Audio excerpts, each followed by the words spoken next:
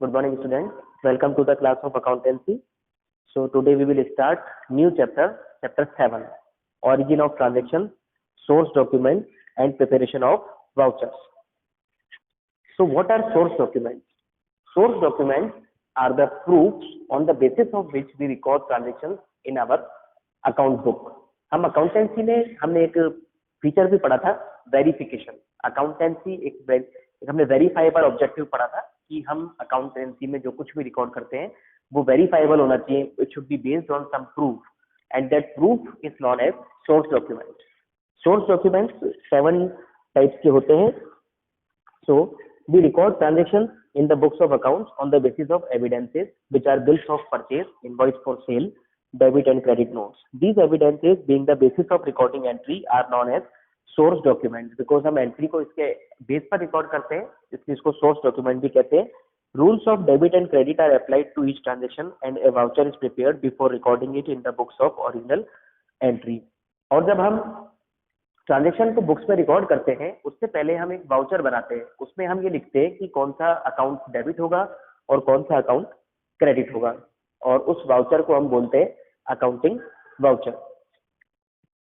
The entries recorded in these books of accounts are transferred to specific ledger accounts.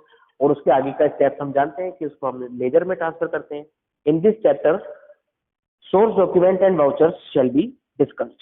Source document is an evidence of a transaction or an event and it is based on which accounts are debited and credited with the transacted amount. Source document एक basic document होता है जिसके behalf पर हम, जिसके proof पर हम transaction को record करते हैं और उसके बाद हम बनाते हैं voucher जिसमें हम ये mention करते हैं कि debit होगा या credit होगा.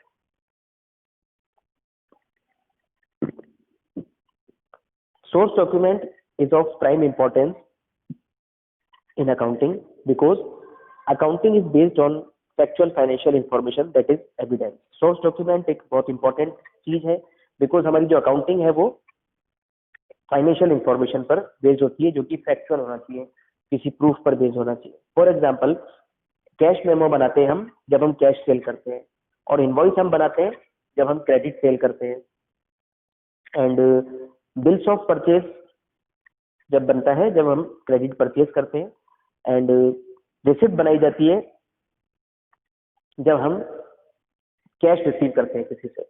सो ये सब डॉक्यूमेंट सोर्स डॉक्यूमेंट कहलाते हैं जिनके बारे में हम पढ़ेंगे. इसके अलावा डेबिट नोट और क्रेडिट नोट भी होता है. तो पहला है हमारा कैश मेमो.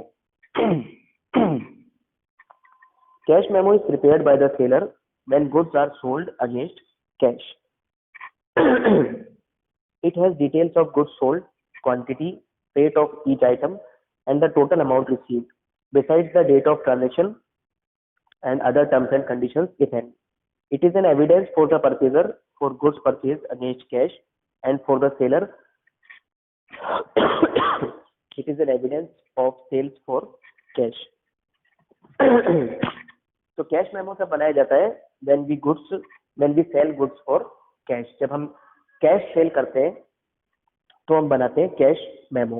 उसके अंदर गुड्स की क्वांटिटी, उसका डिटेल और अमाउंट सब कुछ लिखा जाता है. डेट ऑफ ट्रांजेक्शन और अदर टर्म्स एंड कंडीशंस भी उसमें लिखी जाती है. पेज नंबर 7.2 पर आप लोग देख सकते हैं कैश मेमो का फॉर्मेट. ये फॉर्मेट आपको अपनी कॉपीज में भी बनाना है और इस चैप्टर में आपको नोट्स भी बनाने हैं with formats of different vouchers. देखिए इसमें आपको कैश मेमो का एक एग्जांपल दे रखा है जिसमें Chhabra silk and saris, he is the seller. ये गुड सेल कर रहा है और कैश सेल जब करेगा तो ये इसके कैश मेमो का एक फॉर्मेट है जिसके अंदर देखिए सबसे पहले फर्म का नाम है, उसके बाद उसका एड्रेस है. तो लेफ्ट साइड में देखिए नंबर है, कैश मेमो नंबर, और राइट साइड में है डेट. फिर है क्वांटिटी, डिस्क्रिप्शन, रेट, अमाउंट. जो भी उसने सेल करा उसका क्वांटिटी आ जाएगा, उसकी सेल आ जाएगी, उसकी डिस्क्रिप्शन आ जाएगा, एंड रेट एंड अमाउंट आ जाएगा उसके अंदर. फिर आ जाएगा टोटल 14,000 जो है, एंड टर्म्स एंड कंडीशन भी लिखी हुई है देखो इसके अंदर. Goods once sold will not be taken back, and उसके साथ आपके जो मेकर के सिग्नेचर है for Chhabra silk and sari. So this is the format of cash memo. Second है invoice और bill. An invoice or bill is prepared by the seller when the goods are sold on credit. Invoice कब बनाया जाता है? जब हम goods को credit पर सेल करते हैं. It has details of the party to whom goods are sold and the total sale amount. इसके अंदर जिसको हम सेल करते हैं उसका नाम होता है और जिसको हमने बेचा उसकी सारी डिटेल्स होती हैं. Original copy of the sales invoice is sent to the purchaser and a duplicate copy is retained as an evidence of the sales for recording it in the books of accounts and for future reference. और जो दूसरी copy है वो seller के पास रह जाती है जो कि अपने एविडेंस के रूप में वो रखता है. देखिए इनवॉइस और बिल कब बनाएंगे हम? जब हम क्रेडिट सेल करेंगे. और कैश मेमो हम कब बनाएंगे? जब हम कैश सेल करेंगे. तो देखिए कैश मेमो के अंदर कहीं पर भी हमने कस्टमर का नाम नहीं लिखा क्योंकि हमें जब कैश रिसीव हो गया तो हमें कस्टमर के नाम से मतलब नहीं है. मगर जब हमने क्रेडिट ये वाला बनाया इनवॉइस और बिल, इसके अंदर देखिए हम कस्टमर का नाम भी लिखते हैं क्योंकि हमने उसको उधार बेचा है. तो यही मेजर डिफरेंस है कैश मेमो में और बिल के अंदर.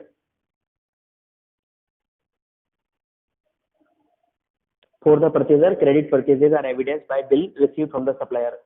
A specimen of a invoice or a bill is as follows. देखिए इसमें बनाने वाले का नाम आएगा सबसे पहले, सेलर का नाम सबसे ऊपर मॉडर्न इलेक्ट्रिक सप्लायर, उसके नीचे उसका एड्रेस आ जाएगा, देन इनवॉइस नंबर और राइट साइड में देखिए डेट. उसके बाद कस्टमर का नेम आएगा जैसे इसमें दे रखा है आइडियल कस्टमर, उसके नीचे उसका एड्रेस है. फिर उसके नीचे देखिए क्वांटिटी, पर्टिकुलर, रेट, अमाउंट. ये फॉर्मेट वैसा ही है जैसा कि कैश मेमो में था. फिर टोटल आ जाएगा और नीचे वर्ड्स में लिख देंगे और साइड में सेल्स मैनेजर के साइन. तो this is the format of invoice और इसको बिल भी कहते हैं. ये कब बनाया जाता है? जब हम क्रेडिट सेल करते हैं. सेम पेज पर देखिए नेक्स्ट है रिसिप्ट. रिसिप्ट जब बनाई जाती है जब हमने किसी को पहले उधार बेचा था और अब बाद में हमको जब वो पैसे देगा तो हम उसको क्या प्रूफ देंगे? हम उसको देंगे receipt. When cash or check is received from a customer, a receipt for the amount received is issued. A receipt is prepared in duplicate. Receipt में हमेशा डबल कॉपी बनती है. The original copy is given to the party making the payment and the duplicate is kept for record. Original copy हम उसको दे देते हैं और duplicate हमारे पास रहती है. It has details of the date, amount, name of the party and nature of the payment. इसके अंदर उसका पार्टी का नेम आएगा, उसने पैसे हमको कैश में दिए या चेक से दिए वो आएगा और डेट आएगी और किस ट्रांजेक्शन के बदले में वो पैसे दे रहा है वो भी हम इसमें लिखते हैं. इसका स्पेसिमेन, इसका फॉर्मेट देखिए आप पेज नंबर 7.3 पर. सबसे ऊपर बनाने वाले का नाम, फिर एड्रेस, साइड में देखिए लेफ्ट में नंबर है और राइट में date. Received with thanks from messrs ideal customer fine city, ये इसका नाम हो गया. A sum of rupees 27,000 only, this is the amount received in cash और cheque number dated drawn on Canara bank on account of invoice number 3978 dated 3/2/2020. तो इस पे देखिए हमने उसका रेफरेंस भी लिखा कि उसने पेमेंट किस चीज का किया है. तो इन्होंने एग्जांपल सेम ले लिया जो इनवॉइस हमने देखो हमने साइड में बनाया था आइडियल कस्टमर का, वो इनवॉइस नंबर का डिटेल हमने इसमें डाल दिया क्योंकि इसने यही पैसा हमको अब दे दिया है. तो हमने इसको जो गुड्स सेल किए थे पहले उधार 3 फरवरी को और अब वो हमको 5 फरवरी को उसका पेमेंट देना है. तो हमने उसको एक रिसिप्ट बना के दे दी और उसमें हमने लिख दिया on account of invoice number 39878 and 3/2/2020. और इसमें नीचे नोट आएगा cheques are subject to realisation, कि अगर चेक्स अगर रियलाइज होंगे तो इस रिसिप्ट को वैलिड माना जाएगा, नहीं तो नहीं माना जाएगा. और ऑथोराइज सिग्नेटरी के इसमें साइन हो जाते हैं. So this is the source document receipt which is made when we receive cash from some person. Fourth is pay in slip. Pay in slip आप लोगों ने देखा होगा, इसमें फोटो में देख के समझ में आ रहा होगा, ये बैंक्स में काम में आती है चेक या फिर कैश जमा कराने के लिए. It is a source document used for depositing cash or checks into bank.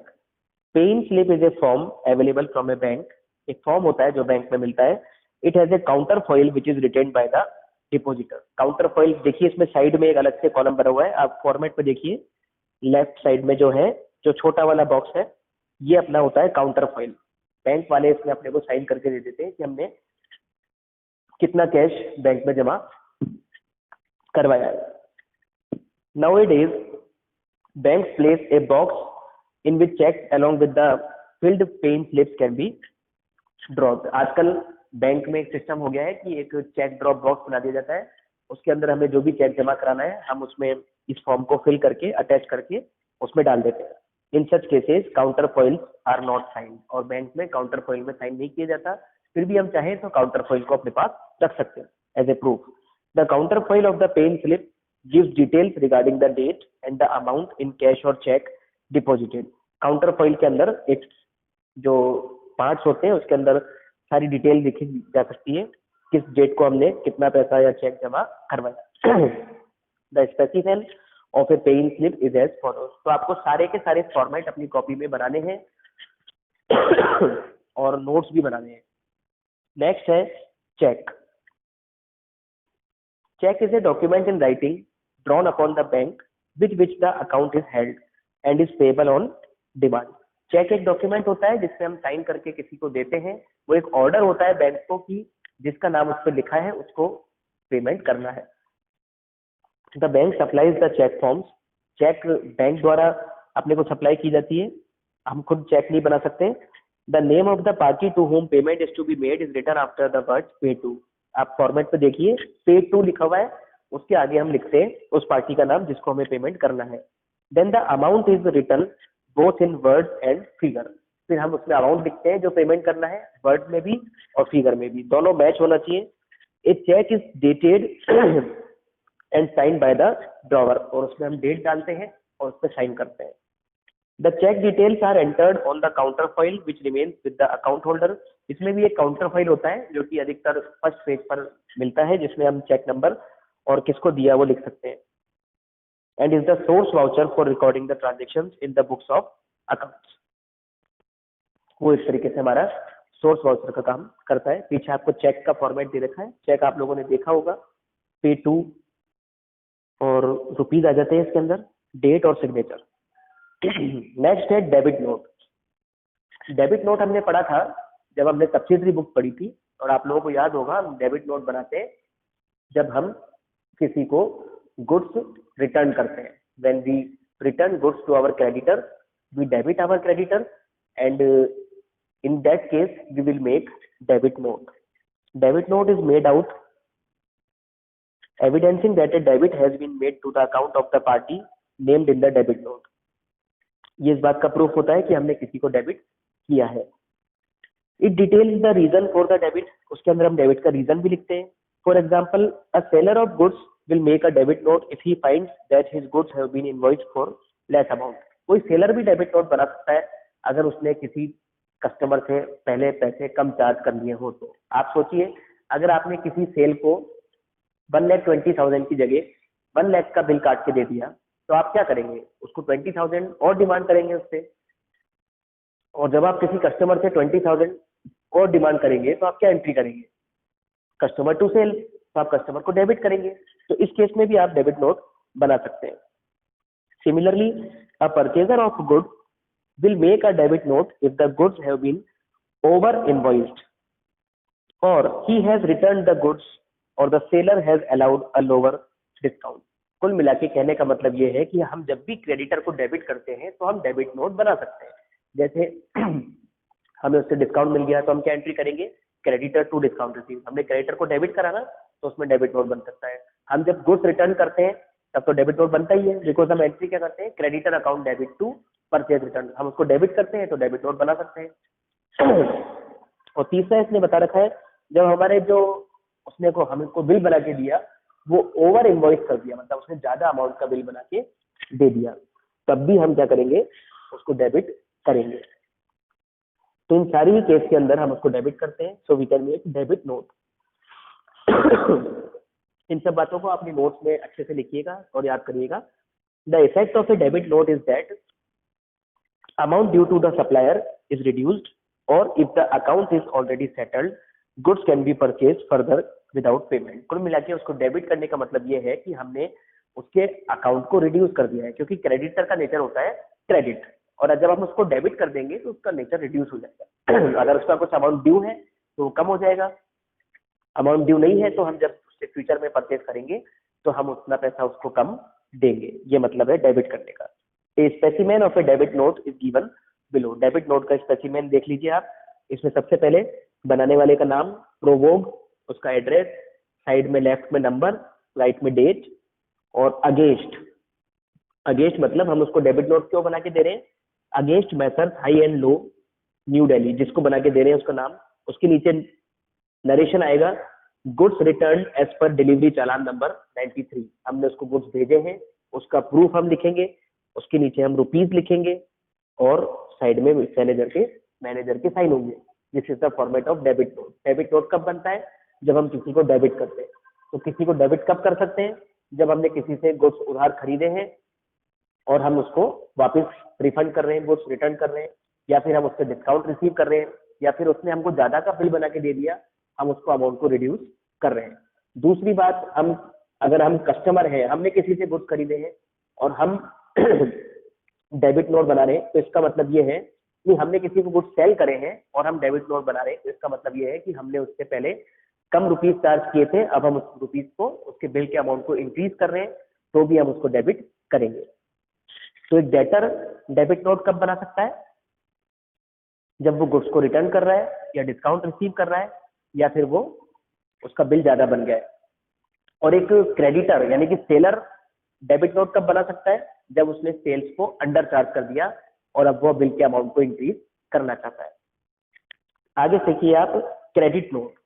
जैसा कि डेबिट नोट था, तो हमने जब किसी को डेबिट किया था तो डेबिट नोट बनाया था। अब हम किसी को अगर क्रेडिट करेंगे तो हम क्रेडिट नोट बनाएंगे। Credit note is made out evidencing that credit has been granted to a debtor. हमने अगर किसी डेटर को क्रेडिट दिया है, इसका मतलब है हम उसके अमाउंट को रिड्यूस कर रहे हैं। For example, if a customer return goods previously invoice, customer हमको गुड्स रिटर्न करेगा तो आप क्या एंट्री करते हैं, sales return account debit to customer. Customer को क्रेडिट करते हैं ना, तो क्या बनेगा, क्रेडिट नोट। दूसरा रीजन है customer is allowed further discount. हम जब कस्टमर को डिस्काउंट देते हैं तो हम एंट्री करते हैं discount allowed account debit to customer. तो customer account is credited, so we will make credit note. The effect of a credit note is that the amount of the customer's indebtedness is reduced. उसका जो उधार था हमारे लिए वो अब reduce हो गया है। हम उसको क्रेडिट करेंगे, इसका मतलब ये है कि उसकी इंडेप्टेडनेस कम हो गई है। And if it is already settled, अगर उसने पहले ही पैसा दे दिया था, then it enables the customer to purchase goods to the value of credit without further payment. तो वो हमसे और गुड्स खरीद सकता है जितना हम उसको क्रेडिट दे रहे हैं उस रुपए से। A specimen of a credit note is as follows. Credit note का भी जो फॉर्मेट है वो सेम है, बस यहाँ नीचे क्रेडिट नोट आएगा और इसके अंदर हम उसका ही नाम लिखेंगे जिसको हम क्रेडिट कर रहे हैं, और उसके नीचे उसका रीजन लिखेंगे, goods received as per delivery challan number 2173, amount आ जाएगा 15,000। So this is an format of credit note. आप लोगों को यहाँ तक के नोट्स बनाने हैं और सारे जितने भी वाउचर हैं उनके फॉर्मेट भी आपको कॉपी में बनाना कंपलसरी है। Have a good day. Thank you.